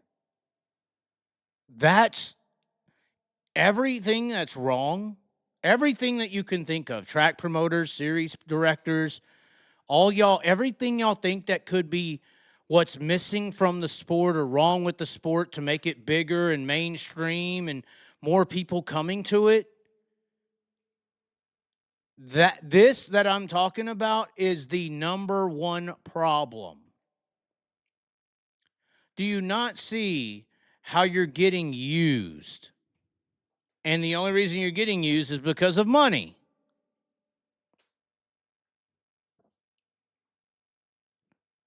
Kyle Larson races a sprint car because he loves sprint car racing. You're basically in this scenario, you're the construction worker who works 9 to 5, and you ain't got enough money to retain the woman that loves you. The rich man on the other side of town, he had the money, he ran across her, she wanted the money more than you. So even though she loves you, she's going over here because you're not worthy. In the new world, worthy is based on monetary gain. So sprint car racing is the 9 to 5 worker making a decent living. NASCAR is the sugar daddy that provides. But she still loves you, so she comes back every now and then. This is the problem, though. This is number one, is retaining our stars. We literally raise these kids, get our entire fan base to enjoy them, our entire fan base to celebrate them as a next big superstar hero. And then we send them off. And guess what? This is why these NASCAR guys have been so popular. Our fan bases go with them. Do you know how big the fucking Wednesday night, speaking of Chico, do you know how big the Wednesday night crowd was when Kyle Larson was there? For a 360 race when Justin Sanders and him got into it? The fucking grandstands were packed. It was standing room only on a Wednesday night. Kyle, though, I believe, couldn't race the rest of the week, I believe it was. He wasn't there for the rest of the week. The crowd got maybe close to that on Saturday. This is just an example of what I'm trying to say. Our stars rise, and we give them away. We like I said, whatever you think's wrong with the sport, this is number one.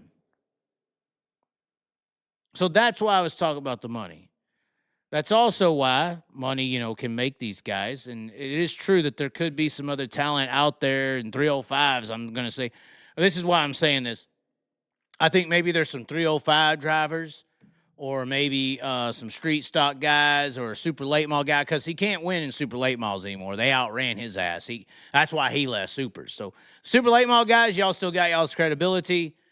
But 410 sprint car land, y'all are not Kyle Larson. You can't get close. You admitted in victory lane finishing second. You are not as good. Maybe there's a 305 guy out there who is, maybe a 360 dude who ain't got a chance, and he's working 9 to 5 with his fucking, he finally had enough money to spend, 25,000 cash on a 305 at 30 or something. Maybe he has the Tom Brady natural talent that nobody got to see, but you people don't.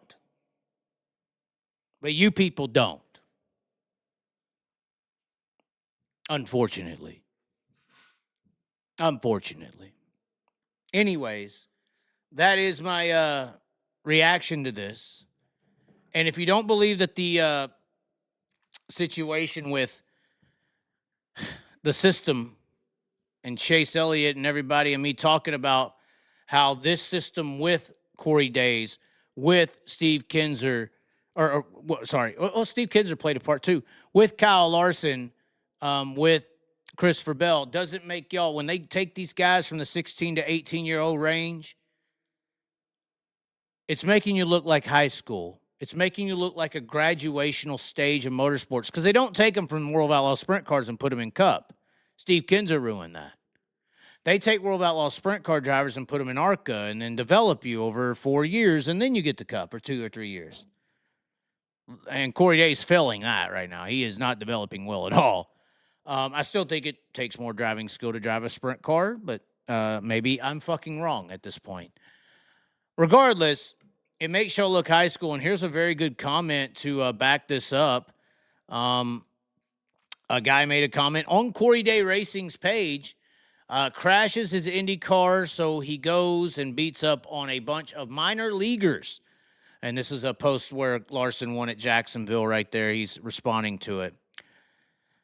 To do nothing but scratch his... So he goes and beats up on a bunch of minor leaguers to do nothing but scratch his ego, and we're all supposed to be impressed. Not impressed at all. Beat a bunch of kids, nobodies, and guys that couldn't cut it in NASCAR. Doesn't impress me at all. This is what you are to people. And when you get out of the car in second place and you basically agree... Did Carson Macedo agreed with this? No, yes or no? Am I wrong? Carson Macedo got out of the car and said, Kyle can just do things. I just not comfortable. I can't do it. I just can't.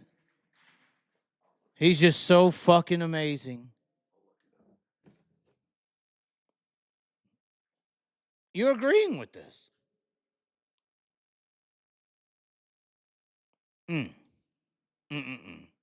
That's what the world thinks. And so that's why me and Chase Elliott had a conversation for 20 minutes.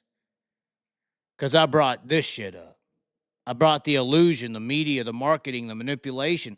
Maybe Chase Elliott gets a different perspective than most because he's raised up in a position where he knows he's getting in the seat. He ain't got to say yes to all the sponsors or kiss everybody's ass. He's fucking Chase Elliott, Bill Elliott's kid. He's going to NASCAR Cup. He ain't got to play the system, so he got to see how the system works. He understands the manipulation of the scheme. He knew in that late model he was in how hard it was to drive it. But once again, the super late models, y'all still have credibility because you ran Kyle Larson out of your series because he couldn't beat him. If a late model race didn't have a cushion on the wall, Kyle Larson looked like a fucking top tenner. Now, if a late model race was on the wall like a sprint car, yeah, he was fucking gone. But I'm just saying, Kyle Larson in a race where he's the groove ain't on the wall where the fence is located, late model people were putting him out of the fucking top 10, top 5 like it was nothing else. He's like, I'm done with this. I fucking quit. So y'all got respect.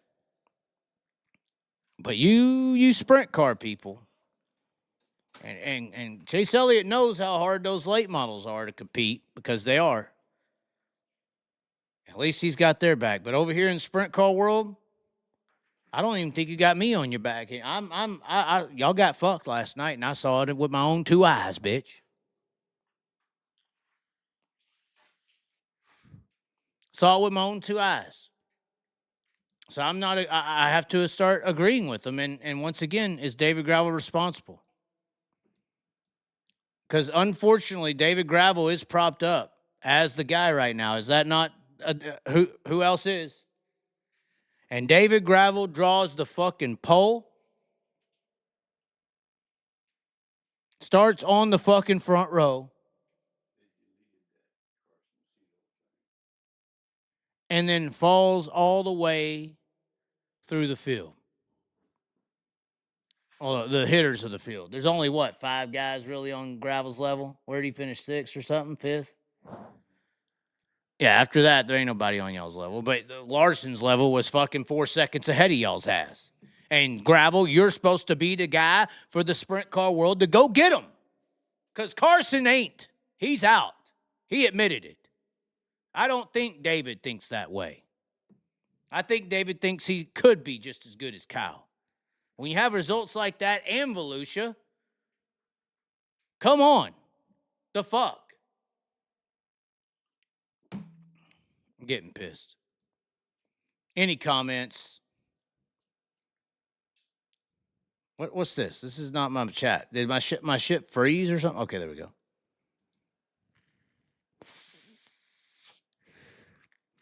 Chaz, I unblocked myself. I hacked YouTube. It's about time you realize it's the sprint car amateurs versus the messiah and savior of sprint car racing. Kyle Larson Macedo admitted it. He did. Thank you, Spike, with his generosity of understanding. Generosity of understanding.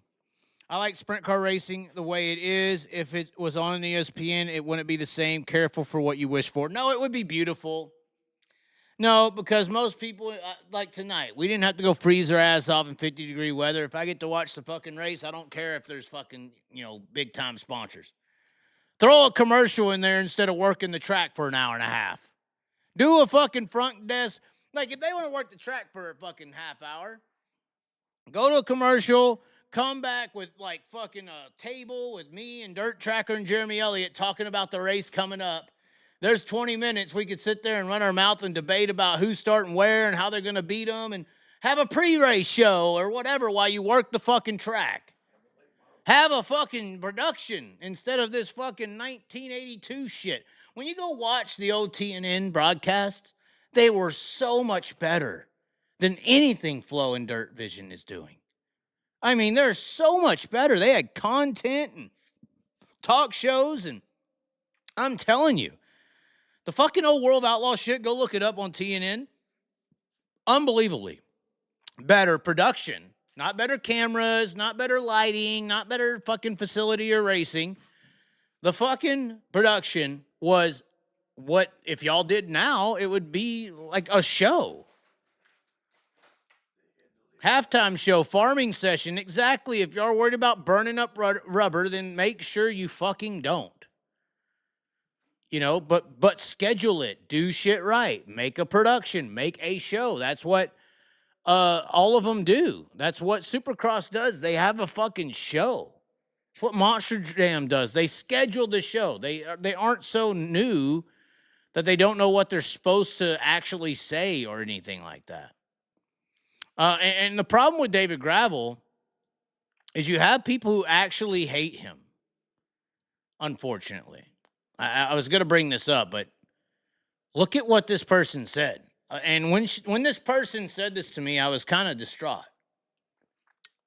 He said, "Hey, Chaz, wanted to message because I get a lot of heat for my dislike of David Gravel. Here is my issue. Here's what I said. A glorified qualifier and lucky dash drawer. He isn't a wheel man. He is a front runner who has to have the front row mostly to win. He can't come through the field and win a race. At I-55 in his post-race interview when Carson won, he said Some of these guys will push it harder than I'm willing to. Sounds like Carson after Kyle beat him. That says it all about him. To him, it's a job where he gets to do what he loves for a job.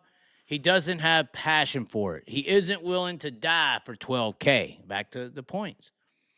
I mean, no one wants to die, but when you jump in one of those cars, it is a risk you know you're taking, and there are a select few drivers left that will push the limits to win, and Gravel admitted basically that he has limits.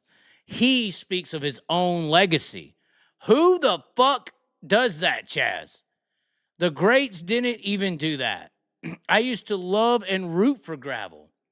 He was my favorite driver until he got his YouTube channel and started charging fans to answer their questions. He did that? Wow. And said he was building a brand. Yes, on the backs of fans. He beat Larson last year at Jacksonville because Craig Kinzer was in the way of Larson. Gets out of his car and says, "You like that shit?" But when he is out and outbeat by a Carson or anyone else, he can't do what the other drivers do and give the winner their props and say Carson was just too good tonight or something like that. Instead, he always comes up with an excuse of the car, the track, to why he lost. He posted on Facebook a week or two ago, World of Outlaw versus High Limit. In his dash draw interviews, he gets booed and has to be classless and say, "I don't know if it's a bunch of Larson fans. I just don't get it." He better get thicker skin to... Look, this person goes off. He better get thicker skin to be in this game because you're going to get booed. He's just so full of himself and acts like these drivers like Kofoid, oh my God, need to bow down to him. And I lost all respect when he took to Twitter and Facebook asking the fans basically to take sides when he had an issue with Kofoid and then with Macedo. He gives Sammy Swindell no credit for making him and that team the qualifying monster that they are. Oh, so this person's trying to give the Todd Quiring team, he's trying to say that Sammy racing that team is why they were doing so good in qualifying, making them the qualifying monster that they are and making him the best restarter / takeoff guy there is. Sammy went and spent weeks with him, the team and Todd, showing them what to do, run the tour, and how to set the engine and car up. I hated Kyle Larson because everyone was swinging on him, and I just didn't see what they were seeing until he started winning and winning and winning. I don't love him, but I respect what I'm watching. When he shows up, oh, God, this is long. When he shows up as not even a part-time dirt guy, I mean, he rarely gets to play in the dirt, but when he does, he makes these guys look like all-star drivers. I made a post on Worldwide Sprint Car or something like that earlier in the week about the handicaps these guys have in this era and asked how many more wins would Steve and Sammy would have had if they had these handicaps. And, of course, I got the ones that say if your uncle was a woman, he would be your aunt and all that good stuff. But people like to say, oh, Gravel is going to pass this one and that one and wins. Well, if you can't compare the two like people tell me because it's a hypothetical question, then how the hell can these people hold Gravel in the same conversation as Steve and Sammy when Gravel has lots of handicaps because that they didn't to get their wins? I won't keep you on here because I could go on and on and on. I enjoy seeing you posting videos. So basically, they're saying with the handicap, they're saying like they had the inverts and all that stuff. They didn't just qualify well and start up front. You were saying it earlier, like those guys used to come from the back all the time. That's the comparison there. But man, this person was a big Gravel fan, but is not now. I mean, this is crucifixion. I hope David's not watching. This could be bad. Well, when Kyle Larson isn't there, what is the race? This is true.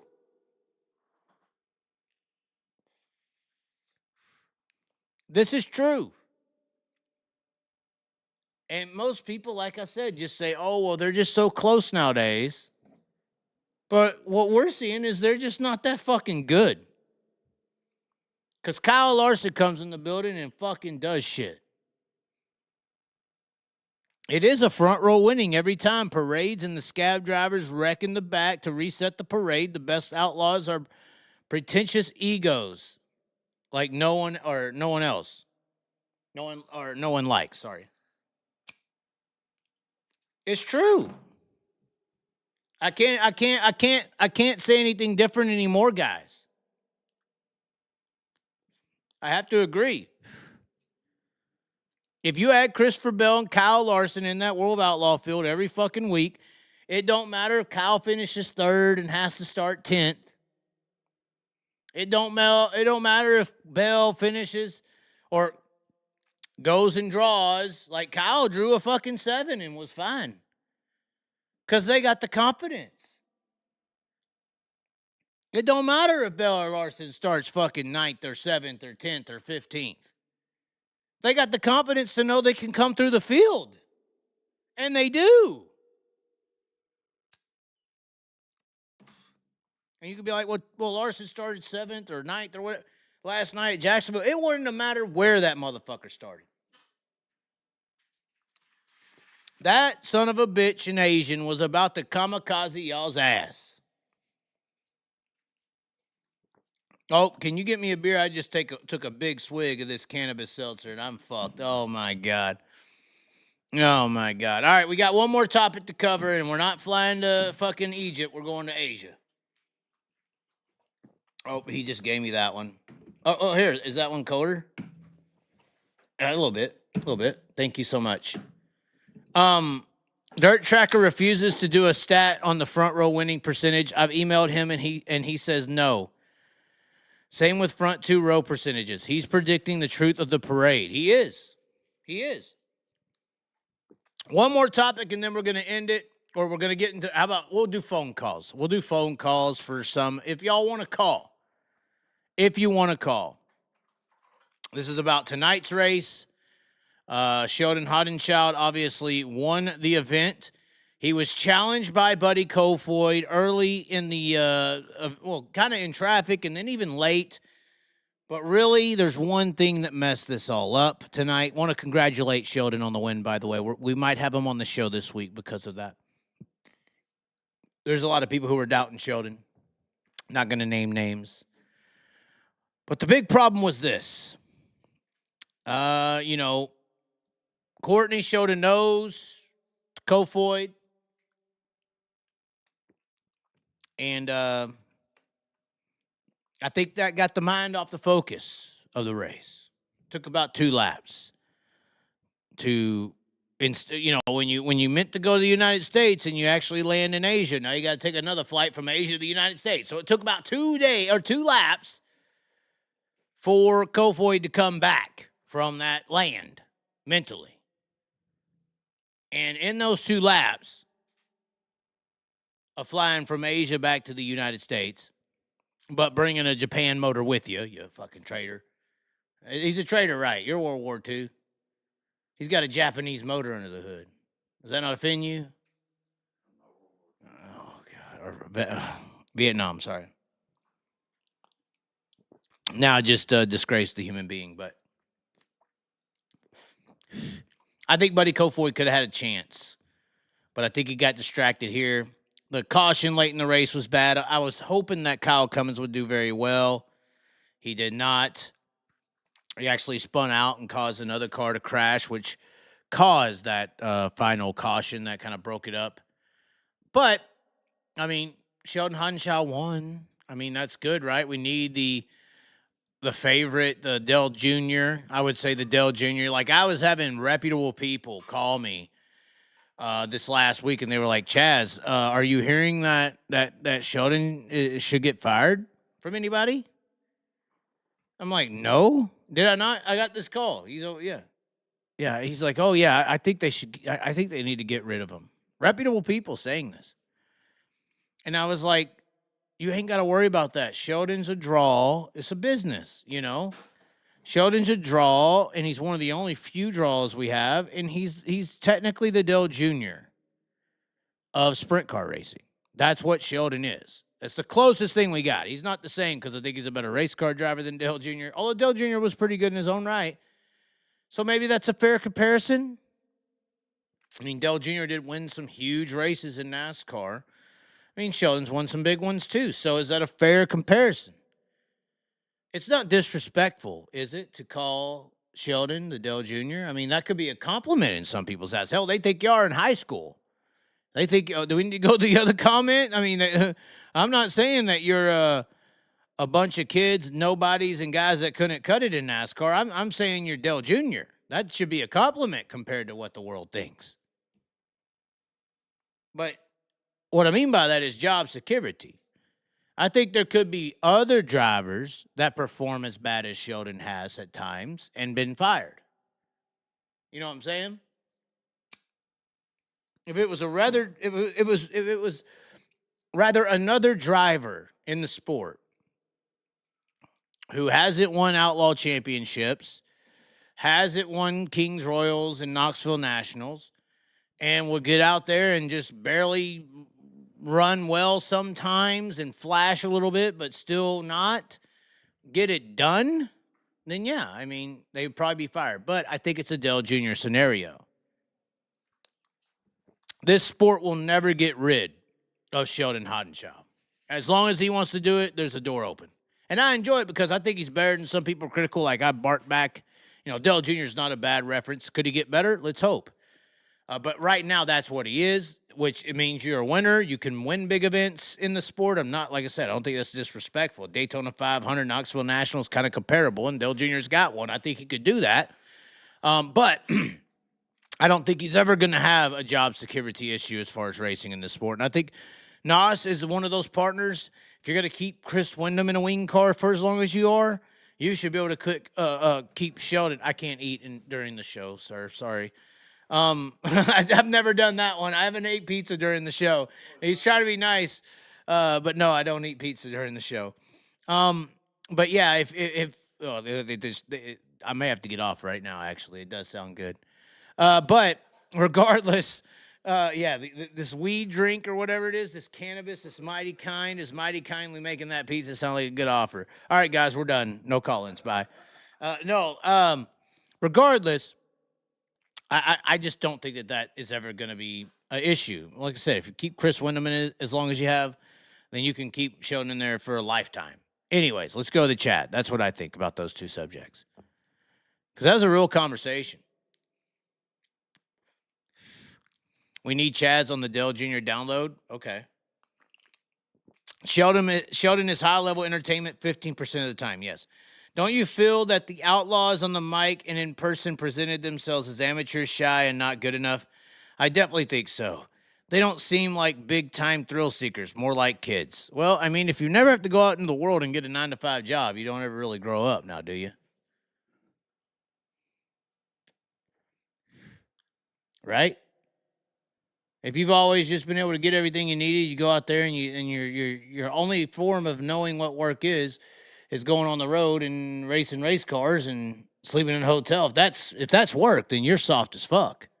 All right? Did you ever grow up, or did you just live a kid's dream forever?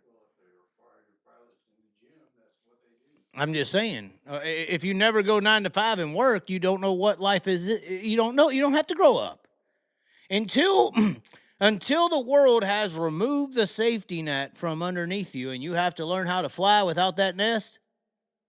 You have never grown up in life. You've always had the nest. And that nest in the normal world is money, security, job, stability. If you've never had to personally provide that to yourself, then you don't know what it is. Because that's where I feel like you grow up in the world. Whether that's 9 to 5 job, whether that's, believing in God like me. I mean, I've done the 9 to 5, so I know what it's like. It's not fun.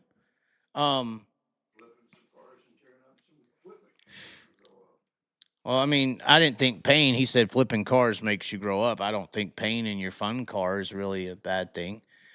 I would rather be racing a race car and fucking break my leg or something than have to work 60 hours a week at a steel mill. 40 fucking hours a week doing fucking roofing versus driving race cars and getting hurt every now and then. The working class is going to fall apart because their feet's falling apart. My feet are hurt right now. That's why I was stumbling around the track last night. My feet's hurting because I was a manual laborer at 400 pounds for 10 years. I got fucking, lifetime injuries from going through that much pain and working manual labor. And what's going to happen to the working man? All of them start falling apart, and it's whatever they used. It's instead of 28 or 30 like a normal person, like a fat one, it's 45 or 50. Then your body starts breaking down. So it's like that shit in comparison to anything these people are doing in racing is night and day as far as enjoying your life. What do you have to be sad about? You know what I'm saying? Like, that's just my opinion. And I mean, that's just my opinion. All right, let's do it. Are y'all ready for this? The live calls, ladies and gentlemen. Are y'all? They're eating pizza, man. I want some pizza, but we're drinking our calories tonight. They got 4 carbs. By the way, these are 4 carbs. 110 calories per beer, 4 carbs.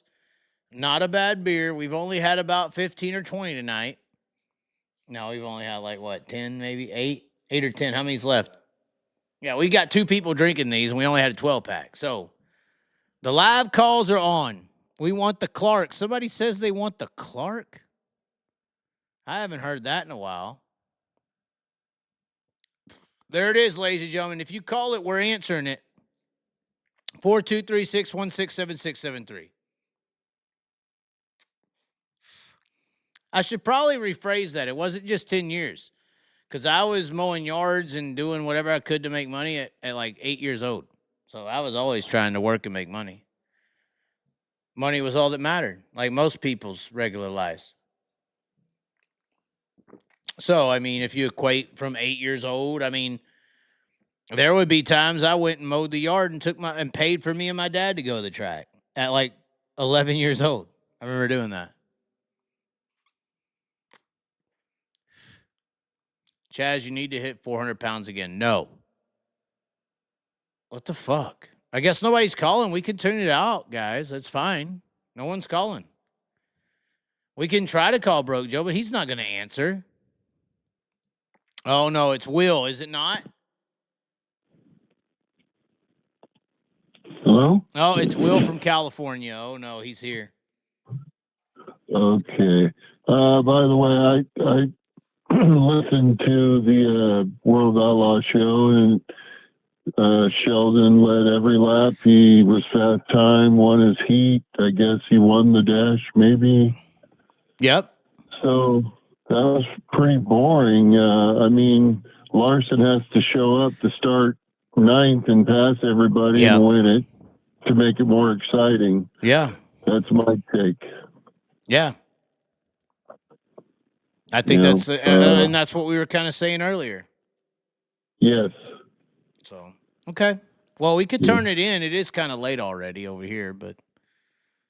Well, Nard got rained out, and Bud Kading got his butt kicked last night at By the who? ocean. All right, I'm out.